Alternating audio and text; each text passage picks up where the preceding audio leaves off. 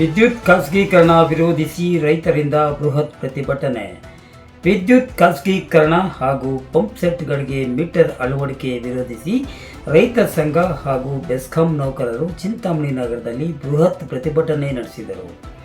ನಗರದ ಪ್ರವಾಸಿ ಮಂದಿರದಿಂದ ಮೆರವಣಿಗೆ ಹೊರಟ ಪ್ರತಿಭಟನಾಕಾರರು ನಗರದ ಪ್ರಮುಖ ಬೀದಿಗಳಲ್ಲಿ ಸಂಚರಿಸಿ ಸರ್ಕಾರದ ವಿರುದ್ಧ ಘೋಷಣೆಗಳನ್ನು ಹಾಕುತ್ತಾ ನಂತರ ತಾಲೂಕು ಕಚೇರಿ ಮುಂದೆ ಜಮಾಯಿಸಿ ಕೆಲ ಕಾಲ ಪ್ರತಿಭಟನೆ ನಡೆಸಿ ನಂತರ ತಾಲೂಕು ದಂಡಾಧಿಕಾರಿ ಸುದರ್ಶನ್ ಯಾದವ್ ಅವರಿಗೆ ಮನವಿ ಸಲ್ಲಿಸಿದರು. ಈ ವೇಳೆ ನೂರಾರು ಜನ ರೈತರು ಭಾಗವಹಿಸಿದ್ದರು. RK spot news bureau, Chintamani. ಈ ವಿದ್ಯುತ್ ಶಕ್ತಿ ಕೆಲಸ ಮಾಡೋರೆಲ್ಲ ಅವ್ರಿಗೂ ಅನ್ಯಾಯ ಆಗ್ತಾ ಇದೆ. ನಮ್ಮ ರೈತರಿಗೂ ಮುಂದೆ ಟಾಟಾ ಕಂಪ್ನಿಯವ್ರಿಗೆ ಕೊಡೋದ್ರಿಂದ ರೈತರಿಗೆ ಇನ್ನೂ ವಿಪರೀತ ಲಾಸ್ ಆಗ್ತಾ ಇದೆ. ಅದರಿಂದ ಟಾಟಾ ಕಂಪ್ನಿಯವ್ರಿಗೆ ಪ್ರೈವೇಟ್ ಕಂಪ್ನಿಗಳಿಗೆ ಯಾವುದಕ್ಕೂ ಕೊಡದೆ ಸರ್ಕಾರ ನಡೆಸಬೇಕು ಅಂತ ನಮ್ಮ ಒತ್ತಾಯ.